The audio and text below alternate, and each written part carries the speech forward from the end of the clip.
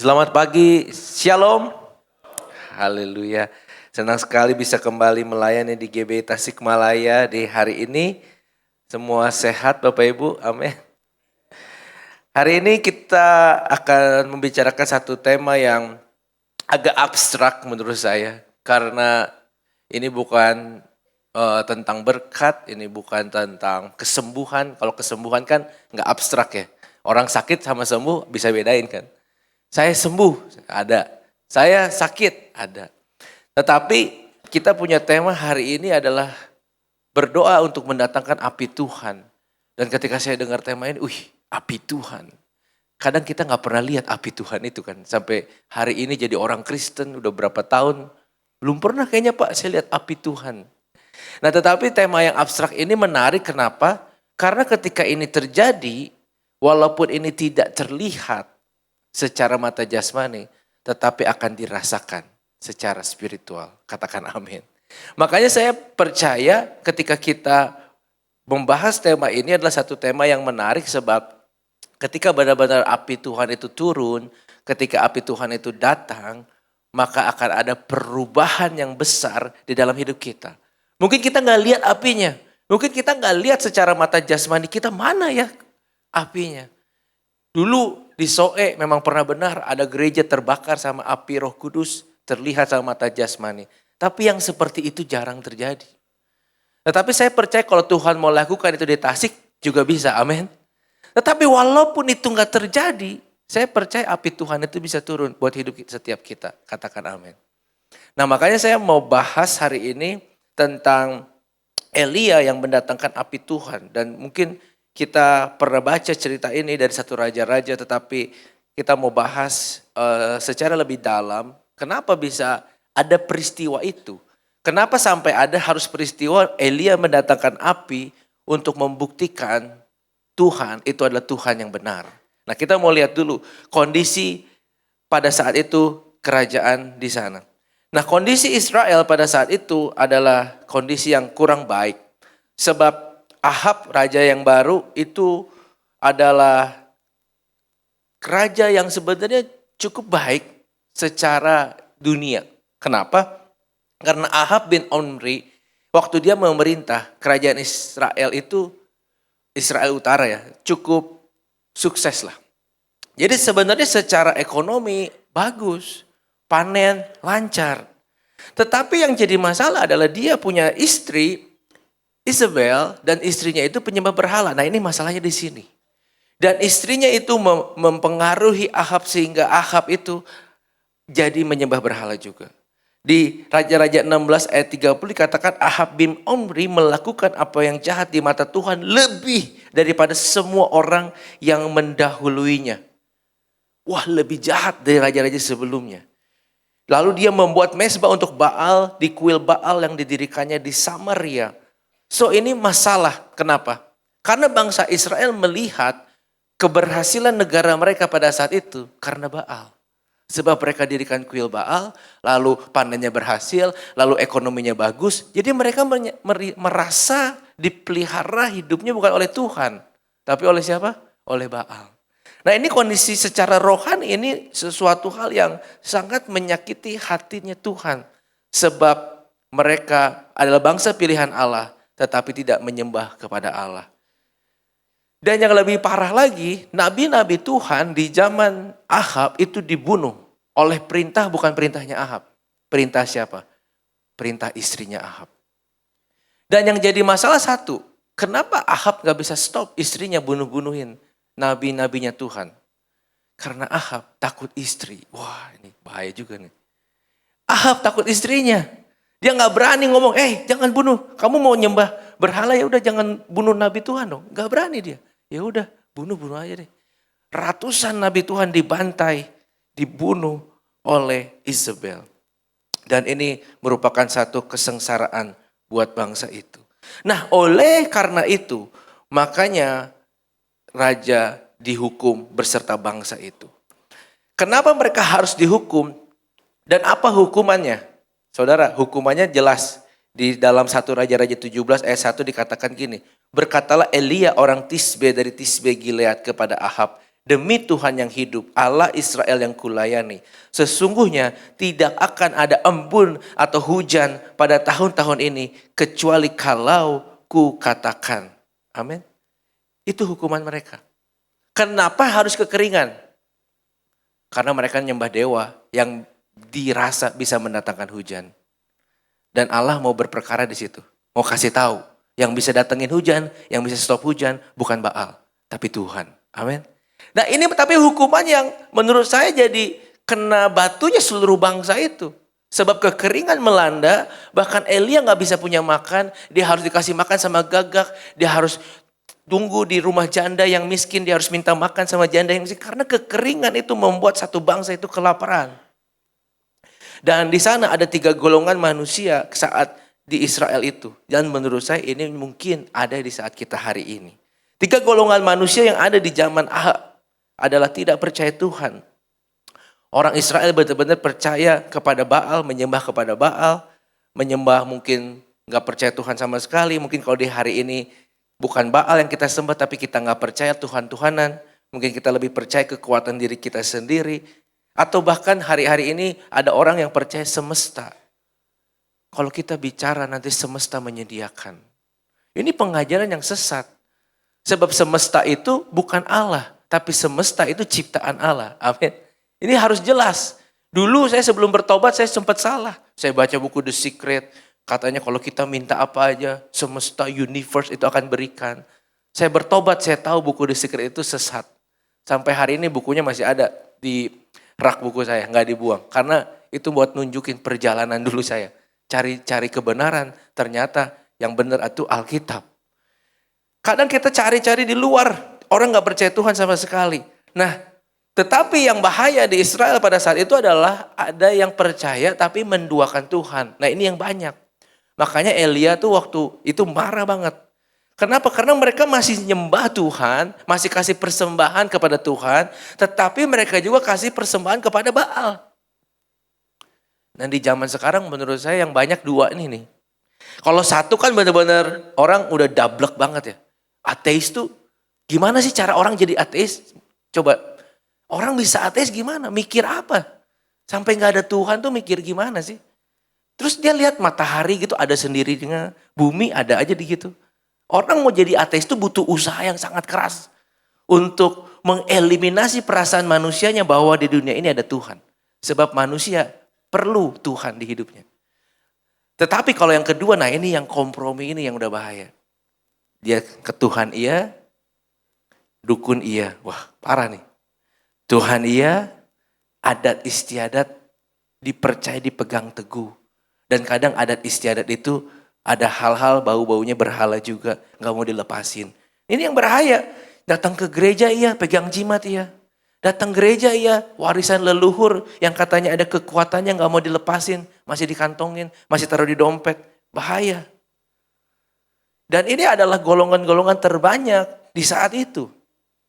Tetapi yang ketiga ada golongan yang sedikit masih ada di bangsa Israel. Yaitu golongan yang takut akan Tuhan. Tetap ada. Dan saya berdoa gini. Di satu kota Tasikmalaya ini. Semoga yang nomor 3 ini paling banyak ada di gereja kita. Amin. Jangan sampai di gereja kita banyak yang nomor 2. Kalau nomor 1 udahlah. Mungkin yang nomor 1 gak akan ke gereja kan. Ke tempat ibadah lain atau dia gak percaya Tuhan. Tapi jangan sampai di gereja kita banyak yang nomor 2. Ke Tuhan iya. Tapi ya dosa iya deh. Tuhan iya tapi yang lain yang penting cuan. Oke deh. Kita harus fokus menjadi takut akan Tuhan walaupun resikonya sangat besar. Saya mau buka dulu. Ada 2 orang yang tokoh yang luar biasa di dalam cerita ini. Yaitu selain Elia ada Obadya. Siapa Obadya? Menarik. 1 Raja-Raja 18 ayat 3. Sebab itu Ahab memanggil Obadya yang menjadi kepala istana. Kepala istana loh. Dekat sama Ahab. Berarti dekat sama pergaulan circle yang dekat sama Isabel penyembah berhala itu. Tetapi Obadya lihat di sini. Obadya itu seorang yang sungguh-sungguh takut akan Tuhan. Ini udah digaris bawahi. Sungguh-sungguh takut akan Tuhan. Tuhannya besar. Takut kepada Yahweh. Takut kepada Adonai. Takut kepada Tuhannya Israel. Kenapa ini penting? Karena pada waktu Izebel melenyapkan nabi-nabi Tuhan, Obadya mengambil 100 orang nabi. Disembunyikan sama dia. Lalu menyembunyikan mereka 50-50 sekelompok dalam gua untuk mengurus makanan dan minuman mereka. Jadi artinya Obadya yang meresikokan keselamatan hidupnya untuk melindungi nabi-nabinya Tuhan. Berani kita buat kayak gitu? Belum tentu berani jadi Obadya. Dekat sama Tuhan, tiap hari bisa dipanggil Tuhan kapan aja. Bisa dipanggil raja kapan aja. Dekat sama raja yang benar-benar raja tuh bisa selidikin hidupnya dia. Tapi dia ambil resiko untuk menyembunyikan nabi-nabinya Tuhan. Kenapa? Karena dia takut akan Tuhan. Tetapi Obadya bukannya gak ada takutnya, saudara-saudara. Obadya juga ada takutnya. Sebab ketika Obadya berjalan dan ketika dia ketemu Elia, lalu ditanya, "Engkaukah ini Elia?" "Ya, aku Elia." Terus dia bilang gini, "Kamu datanglah sama Ahab, kasih tahu bahwa aku ada di sini." Lalu jawab Obadya gini, "Apakah dosa yang telah aku perbuat? Maka engkau hendak menyerahkan hambamu ini kepada Ahab supaya aku dibunuhnya." Karena Obadya takut menghadap Ahab, nanti Ahabnya datang ke sana, Elianya pergi nggak ada. Dia takut mati. Dia bilang, "Nanti aku mati gimana?"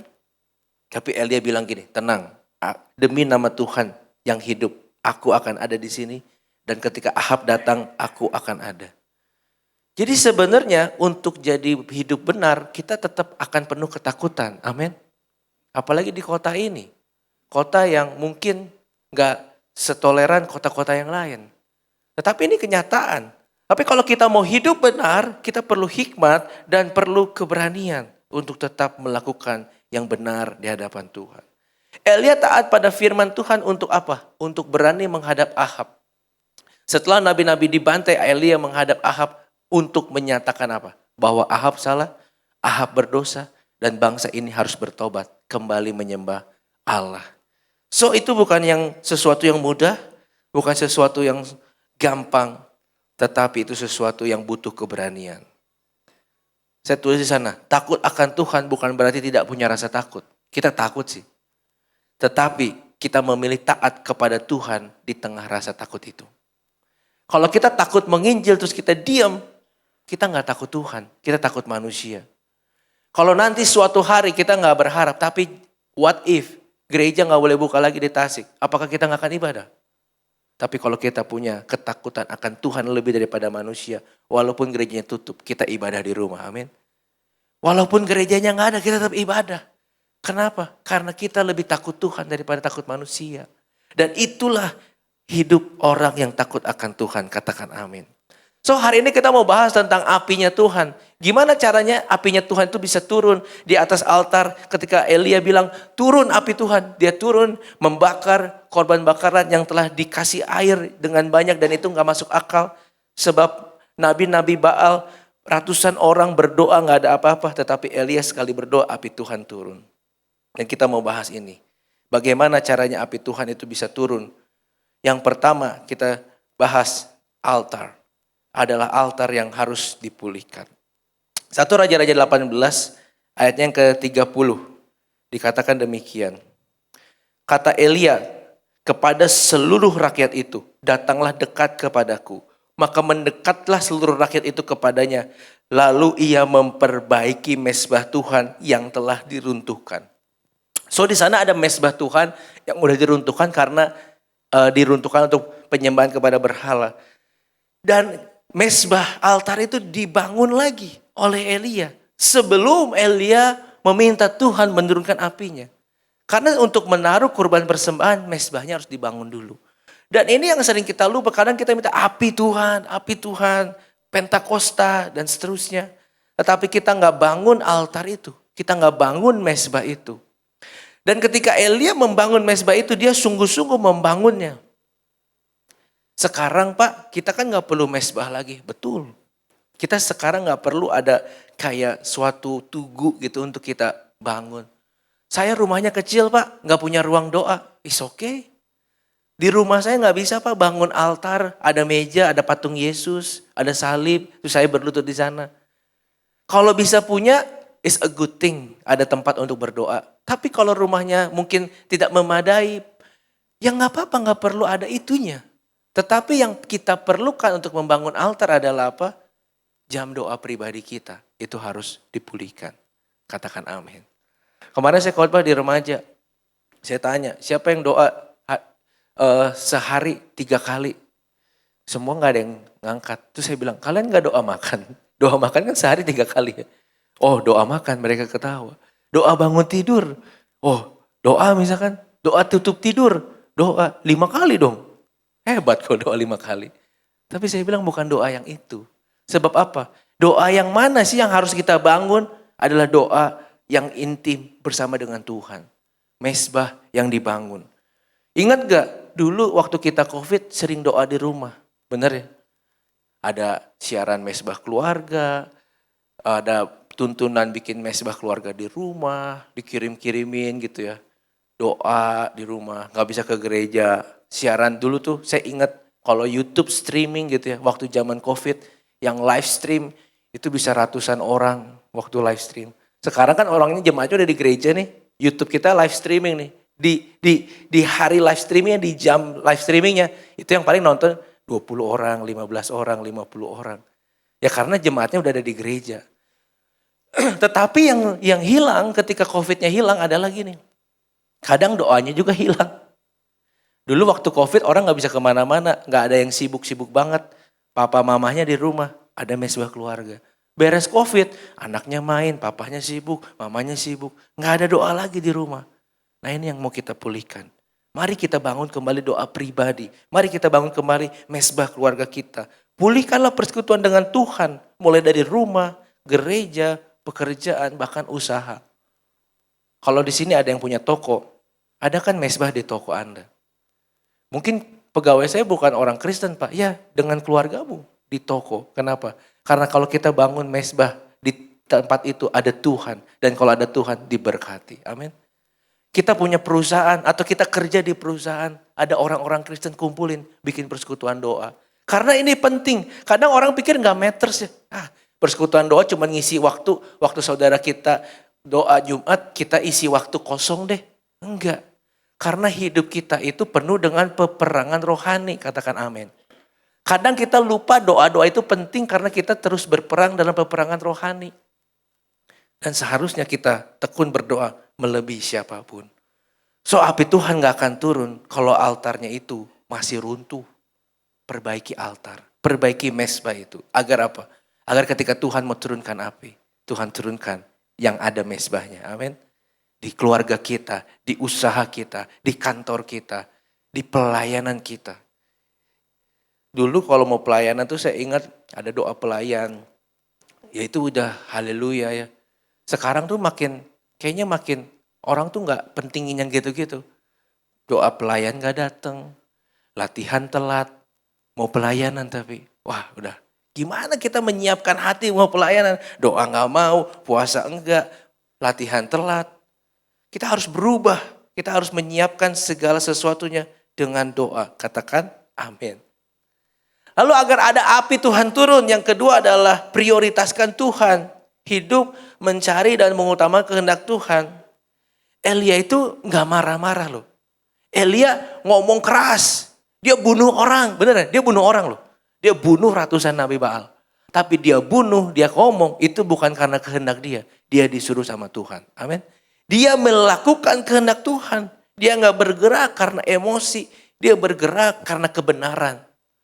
Karena bangsa itu harus dikembalikan kepada Tuhan. Makanya ketika Elia dibilang pergilah perlihatkan dirimu kepada Ahab. Sebab aku hendak memberi hujan di atas muka bumi ini. Sebagai Elia dia juga takut. Karena apa? Karena dia ngomong 3 tahun yang lalu. Nggak akan ada hujan kecuali aku ngomong. Terus 3 tahun berikutnya Tuhan ngomong sekarang akan ada hujan. Dia harus datang ke Ahab. Ahab sebentar lagi hujan. Kalau nggak hujan gimana? Malu kan Elia? Kalau nggak hujan gimana? Ahab bisa bunuh dia nggak? Bisa juga. Tetapi Elia taat. Ngomong sama Ahab. Sebentar lagi hujan. Segera naik keretamu. Kalau nggak engkau kejebak hujan. Dia berdoa. Elia takut nggak ada hujan. Karena kering. Bujangnya datang. Pak masih kering pak. Doa lagi. Dilihat. Masih kering pak. Dilihat lagi. Masih kering pak. Itu jadi Elia apa nggak gemeter dengkulnya? Lagi doa. Tuhan mana hujannya? Gua suruh ngomong hujan. Gak hujan-hujan. Mana Tuhan? Tapi ketika ada awan sebesar telapak tangan. Elia yakin ini akan hujan. Padahal kalau awan gelap sekalipun hujan suka gak jadi kan. Kemarin saya di perjalanan ke Tasik lewat tol gitu ya. Saya ambil jalur yang gak biasa. Biasanya kan lewat Cipularang. Kemarin saya dari Jakarta lewat tol Palimanan, Cikopo. Nah itu kan jalurnya lebih banyak. Pemandangannya tuh beda gitu ya. Ada satu hamparan luas, terus ada awan yang sangat tebal. Lalu menutupi gunung gitu. Anak saya bilang gini, papi takut kayak mau hujan besar. Saya bilang tenang belum, kalau hujan juga di sana, awannya kan di sana. Lalu kita lewat berapa jam, terus anak saya ngomong lagi gini, papi kok gak hujan-hujan ya? Awan tebel aja belum tentu hujan, amin. Elia lihat awan segede gini, dia tahu itu akan hujan bentar lagi. Kenapa? Karena yang ngomong bukan dia, tapi Tuhan. Amin. Dia percaya banget sama perkataan Tuhan. Dan ketika itu benar, tiba-tiba hujan turun sangat deras, sangat besar. Dan bangsa itu mengerti bahwa Tuhan yang mengendalikan hujan bukan Baal, tetapi Allah Israel. Amin. Doa itu bukan untuk maksa Tuhan ngikutin kita. Tapi ketika kita doa, kita dengar suara Tuhan. Dan kita harus menyelaraskan hati kita, kehendak kita dengan kehendak Tuhan. Sebab kehendak Tuhan akan memberi keberanian walaupun kita di tengah ancaman. Elia itu berani prioritaskan Tuhan. Obaja berani prioritaskan Tuhan. Kalau kita jadi Elia dan Obaja, apakah kita bisa taat seperti mereka? Itu pertanyaan kita hari ini. Tetapi saya dorong gini, saudara, prioritaskan Tuhan tidak pernah rugi. Katakan amin. Ruginya mungkin duniawi Pak. Yes, pasti ada. Rugi secara duniawi mungkin ada. Rugi secara materi mungkin ada. Tetapi ketika kita memprioritaskan Tuhan, di dalam kekekalan upah kita besar. Satu itu, amin. Tetapi kedua saya percaya gini, di dalam dunia ini ada kemenangan juga yang Tuhan akan kerjakan di kemudian hari. Sebab Tuhan itu adil. Ketika kita bersama dengan Tuhan, pasti akan ada kemenangan. Prioritaskan Tuhan. Karena saya percaya gini, doa yang berkuasa itu lahir dari hati yang lebih rindu kehendak Tuhan daripada keinginannya sendiri. Ketika kita doa memaksakan kehendak kita, belum tentu doa itu dijawab Tuhan. Kalau ada orang sakit, kadang kita datang berdoa, kita doain kan pengennya sembuh, amin. Doain orang sakit tuh kita beriman Tuhan itu sanggup sembuhkan. Tetapi yang tahu apa yang menjadi kehendak Tuhan untuk dirinya adalah orang yang sakit itu. Kadang kita sebagai penyampai pesan. Kadang kita ketika mendoakan orang sakit ada impresi mungkin dari Tuhan. Tiba-tiba kita doakan orang sakit terus sakitnya apa? Kepikiran Tuhan kasih hikmat pengampunan. Terus kita doain lepaskan pengampunan. Orang yang sakitnya nangis. Kenapa? Karena kita tahu berarti yang buat dia sakit tidak mau mengampuni. Bukan sakit fisiknya, tetapi tidak mau mengampuni ini menyebabkan sakit fisik. Dan kadang kita ketika mendoakan orang sakit, dituntun sama Tuhan, ada hikmat tertentu. Dan saya dorong jemaat, kalau datang mendoakan orang sakit, berdoa dulu sama Tuhan, minta hikmat. Doanya harus seperti apa? Karena kadang sulit mendoakan orang sakit itu. Apalagi orang sakit yang udah mau meninggal. Kadang suka gitu kan, keluarga panggil pendeta. Ini Pak kayaknya mau meninggal, gak meninggal. Panggil pendeta lah. Pendeta disuruh udah pergi aja gitu. Kan gak enak juga ya. Pulang aja Pak. Itu jadi pendeta juga gak enak doain orang suruh pulang aja. Minta hikmat Tuhan. Apa yang belum beres. Mungkin keluarganya, mungkin orang itu. Apa yang harus dibereskan, dipulihkan. Dan saya percaya gini, ketika kita datang dengan prioritasnya Tuhan bukan manusia. Tuhan kasih hikmat. Agar kita melayani dengan baik. Dan itu juga sama dalam kehidupan pribadi. Kalau kita sakit, kita tanya Tuhan. Belum tentu sakit itu karena masalah fisik. Mungkin karena masalah pikiran, karena masalah kekhawatiran. Kita tanya Tuhan, apa sih yang harus kita rilis? Apa yang harus kita lepaskan? Prioritas kehendak Tuhan dalam hidup kita. Dan yang terakhir, api integritas hati. Jangan ada berhala lain di hati kita. Di ayat 21, Elia ngomong sama bangsa Israel. Berapa lama lagi kamu berlaku timpang dan bercabang hati? Ini perkataan yang luar biasa. Kalau Tuhan itu Allah, ikutilah dia. Dan kalau Baal itu, ikutilah dia. Lalu diadakanlah percobaan lawan versus Baal sama Nabi Tuhan. Masalah Israel bukan hanya kurang doa, tetapi masalahnya adalah hati yang terbagi. Jadi gini, ternyata bangsa Israel yang masih berdoa, masih ada mezbah untuk Tuhan, itu gak menyenangkan hati Tuhan. Kalau apa? Kalau mendua hati. So kadang kita berpikir berhala itu nggak ada di zaman ini karena nggak ada sih yang nyembah Baal, ada di sini yang nyembah Baal. Saya mau tanya gitu. Kayaknya udah nggak ada di zaman kita nyembah Baal gitu, nggak ada. Tetapi Baal hari ini bisa berupa uang, kenyamanan, gengsi kita, ambisi, luka dan sebagainya. Pak, emang nggak boleh punya ambisi? Ambisi itu biasanya duniawi. Tetapi kalau kita punya visi dari Tuhan, itu kita kerjakan bukan dengan ambisi, tapi dengan takut akan Tuhan. Karena kalau kita kerjakan ambisi, kadang-kadang gini, ketika kita berhasil sampai ambisi itu, kita bilang gini, aku hebat karena aku berhasil mencapai ambisi. Tapi kalau kita punya visi dari Tuhan dan visi itu lebih besar daripada kita dan kita kerjakan itu, ketika kita sampai ke titik itu, kita akan ngomong gini, terima kasih Tuhan karena aku sampai di sini, karena penyertaan Tuhan. So hari ini, jangan lagi kita bercabang hati. Apapun yang mengambil tempat Tuhan, kita harus singkirkan. Sebelum api turun dari surga, berhala itu harus diturunkan. Kalau di zaman dulu, berhalanya harus dihancurin, nabinya dihancurin. Tetapi sekarang berhala itu harus keluar daripada hati kita. Tuhan gak cari persembahanmu. Tuhan cari hati yang murni. Dan kalau hati yang murni, ya pasti kasih yang terbaik buat Tuhan. Kadang kita pikir nyogok Tuhan, Tuhan kasih berkat. Kadang kita mikir kalau kita udah kasih, pasti kita akan disembuhkan. Kalau kita udah kasih buat Tuhan, kita akan mendapatkan berkat-berkat rohani. Tapi kalau masih ada yang gak murni di hati kita, gak akan ada berkat-berkat itu.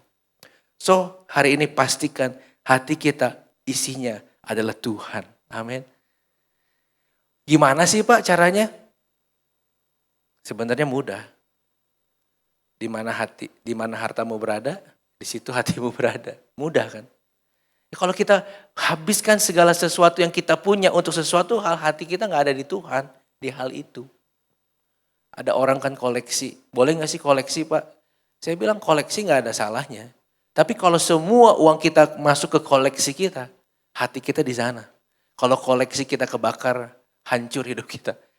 Langsung stres, langsung gundah gulana karena koleksi kita kebakar. Kalau orang bilang, semua uang saya ada di rumah saya. Kalau rumahnya kenapa-napa atau rumahnya disita sama bank, pasti stres karena itu adalah kehidupannya dia. Makanya jangan ada berhala di hati kita. Pastikan di hati kita hanya ada Tuhan. Dan ini menarik, ketika api Tuhan itu turun, ini satu hal yang luar biasa. Akhirnya api Tuhan itu turun. Kenapa? Karena kita lihat di ayat 36 pada waktu mempersembahkan korban petang tampillah Nabi Elia. Ayat 36 1 Raja-Raja 18. Ya Tuhan Allah Abraham, Ishak dan Israel. Pada hari ini biarlah diketahui orang bahwa engkaulah Allah di tengah-tengah Israel. Dan bahwa aku ini hambamu dan bahwa atas firmanmu lah aku melakukan segala perkara ini. Jadi bukan kehendak Elia, tapi kehendak Tuhan. Jawablah aku ya Tuhan, jawablah aku. Supaya bangsa ini mengetahui bahwa engkaulah Allah ya Tuhan. Dan engkaulah yang membuat hati mereka tobat. Lalu turunlah api Tuhan menyamar habis korban bakaran kayu, api batu dan tanah itu. Bahkan air yang di dalam parit itu habis dijilatnya. Ini ayat paling penting. Ketika seluruh rakyat melihat kejadian itu, sujudlah mereka dan berkata, Tuhan dialah Tuhan, Tuhan dialah Allah. Kadang kita mikir, api Tuhan tuh turun buat apa sih? Performance, show, spektakuler? No. Ketika api Tuhan turun, akan ada pertobatan yang terjadi. Amin. Makanya api Tuhan itu gak bisa digantikan sama acara rohani yang keren, gak bisa. Saya gak against sama acara rohani, KKR, konser musik rohani, karena kita pun kadang melakukan itu untuk menjangkau jemaat, untuk menjangkau jiwa yang baru. Tetapi gini, konser musik yang keren, KKR yang dahsyat, penyanyi yang hebat di sini. Itu nggak ngegantiin api Tuhan. Sebab itu bisa jadi hanya tontonan. Tetapi ketika api Tuhan turun, tandanya gini, ada pertobatan, bukan hanya tontonan. Bisa nggak Tuhan pakai konser musik? Bisa. Bisa nggak Tuhan pakai penyanyi rohani? Bisa. Bisa nggak Tuhan pakai KKR? Bisa juga. Kalau benar-benar ada api Tuhan, maka bukan hanya tontonan, tetapi ada pertobatan yang terjadi. Amin. So makanya kita harus tadi pulihkan altar kita, prioritaskan Tuhan dan punya integritas. Sehingga apa? Sehingga ketika api Tuhan turun ke gereja ini, ke keluarga kita, hati manusia berbalik kepada Tuhan. Siapa di sini rindu anak-anaknya cinta Tuhan? Doa di rumah. Pak, anak saya remaja Pak, malas ke gereja. Doain. Berdoa suami istri, tumpang tangan. Udah gak mau ditumpang tangan Pak, udah gede. Wah, terlambat berarti. Dari kecil gak pernah tumpang tangan. Karena kalau anak dari kecil tumpang tangan, udah gede juga mau deh. Tapi kalau dari kecil kita sibuk kerja, lupa mendidik dia dalam Tuhan. Terus udah gede kita rindu dia cinta Tuhan. Ya agak sedikit terlambat, tetapi tidak ada yang mustahil buat Tuhan. Amin. Tetap berdoa, doakan. Buat cucu kita, buat anak kita, menantu, siapapun yang belum kenal Tuhan, doakan. Karena saya percaya gini, doa orang benar, besar kuasanya. Dan seperti Elia yang akan mendatangkan api Tuhan, doa kita akan mendatangkan api Tuhan untuk keluarga kita, untuk usaha kita, untuk pelayanan kita. Kita berdoa agar ada api Tuhan turun di tempat ini, amin. Di rumah ini, di rumah kita, di gereja kita, di kota kita. Kenapa? Karena kebangunan rohani dimulai dari altar yang sederhana, altar yang dibangun. Pulanglah dengan satu keputusan ini, altar saya harus menyala kembali. So saya panggil tim pujian untuk naik, kita siap-siap. Hari ini kita belajar api, gampang apalinnya, api. Bawa pulang ini, api. Ya. Jadi kalau ingat api, lagi masak, ingat lihat api. Lagi lihat api, ingat ini, api. Altar dipulihkan. 2, prioritaskan Tuhan dalam hidup kita. Enggak ada yang lain. 3, integritas. Jangan ada berhala, jangan ada yang lain di dalam hati kita. Sebab ketika api Tuhan turun di atas hati, kita akan kembali secara utuh kepadanya. Carilah kehendak Tuhan, saudara. Di dalam hidup kadang segala masalah itu bisa terjadi. Tetapi ketika kita prioritaskan Tuhan, maka Tuhan juga akan memelihara hidup kita. Amin. Kadang yang mungkin kita gak kepikirannya, ketika kita prioritaskan Tuhan, nanti gimana ya? Karena manusia itu penuh dengan perencanaan dan saya juga setuju kita harus merencanakan. Sebab kalau kita gak punya perencanaan, kita merencanakan untuk gagal. Saya juga setuju. Tetapi kadang rencana Tuhan itu ngacak-ngacak rencana kita. Mengubah direction yang udah kita tuju. Dan dalam hidup saya, Tuhan udah ngubah direction tuh berkali-kali. Tadinya saya pikir ke sini, oh ternyata Tuhan ubah ke sana. Saya pikir ke sini, Tuhan belokin lagi. Paulus ingat gak? Pikir mau ke kota ini, ternyata Tuhan suruh ke sana. Habis di sana kapalnya karam malahan. Kadang kan pikir lah udah ke sini kok malah karam sih kapalnya. Kadang kita ngikut Tuhan tapi malah ada terjadi sesuatu hal yang kurang menyenangkan. Ada yang pernah gitu? Amin. Kadang kita nurut sama Tuhan tetapi justru karena kita nurut sama Tuhan ada sesuatu yang terjadi dalam hidup kita yang kita pikir ya kok gini sih. Padahal aku udah nurut loh sama Tuhan. Tetapi satu hal yang ayat ini ceritakan. Ketika kita nurut sama Tuhan, Tuhan pasti bekerja. Amin. Elia nurut, dia ngomong hujan, hujan datang. Dia bilang api Tuhan datang. Kenapa? Karena dia bekerja sesuai timing dan waktunya Tuhan. Kalau saya jadi Elia, saya mungkin pengen datengin hujan di tahun pertama. Karena semua rakyat udah kelaparan. Mungkin sebagai nabi dia juga merasa iba. Rakyat kelaparan, anak-anak kecil nangis gak punya makanan. Mungkin Elia berdoa sama Tuhan, kenapa sih lama Tuhan? Hujan sekarang aja Tuhan. Gak akan ada. Karena waktunya Tuhan itu yang Tuhan mau. 3 tahun Tuhan bilang. Ya udah tahun ketiga baru hujan datang. Saya ketika melayani waktu itu saya pikir saya dapat kesempatan yang luar biasa. Pernah kita adakan satu KKR di sini, pemuda anak Jawa Barat ya. Karena waktu itu Tuhan tunjuk saya jadi ketua pemuda dan anak di Jawa Barat. Baru menjabat 1 tahun, saya pindah ke Jakarta. Itu pergumulan besar. Kenapa? Karena saya pikir, wah Tuhan kasih saya kesempatan nih di Jawa Barat. Tapi di waktu yang sama, saya dipindahkan ke DKI. Bingung kan? Pendeta Jawa Barat, pelayanan di DKI. Tetapi Tuhan, itu Tuhan yang baik. Amin. Tadinya saya pikir, wah saya nggak akan bisa pelayanan dengan baik nih. Tetapi hari ini, apa yang Tuhan bukakan sampai hari ini, itu luar biasa. Kemarin kita adakan satu acara Paskah di Bandung. Gak pernah saya pikir, karena saya tinggal di Jakarta. Tim saya ada di Bandung. Kita komunikasi, meeting, Zoom. Kita mau cari dana untuk rapat kerja nasional. Jadi seluruh pemuda dan anak, ketua-ketua KPA-nya akan kumpul di Bandung. Seluruh ketua daerahnya. Dan kita jadi tuan rumah. Saya gak bayang gini, saya gak tinggal di Jawa Barat lagi. Tetapi kesempatan yang Tuhan kasih buat saya terus dibukain. Karena saya pikir gini, wah ketika saya dipindahin ke Jakarta, mungkin tugas saya di organisasi ini gak akan maksimal. Mungkin Tuhan gak pakai saya lagi di sini, mau pakai saya di gereja lokal aja, dan seterusnya. Tetapi ketika saya taat pergi ke Jakarta, Tuhan buka cara yang lain. Tim saya di Bandung makin solid. Kita meeting, koordinasi, mereka jalan, mereka kerja. Ketika itu kita punya waktu 2 minggu untuk bikin acara di Festival Citylink, Bazar, di mall. Biayanya 60 juta. Modal kita 0, gak ada modal. Tapi kita percaya kalau kita berhasil, kita bisa dapat untung untuk nanti ada pembiayaan di Rakernas. Harus cari tenant saudara. Cari tenant 45 orang untuk dagang di mall. Saya kepikir gimana caranya ya. Kita doa, kita siap-siap. Tim saya bilang gini, tenang, kita pasti bisa. Kita pasti bisa. Oke, kita berjalan bersama dengan Tuhan. Tahu gak sampai akhir, cuma ada 15 tenan. Udah saya bilang gagal nih. Saya cuma doa gini, Tuhan yang penting jangan sampai nombok. Karena kalau nombok siapa yang nombok? Bisa-bisa saya nombok sendiri.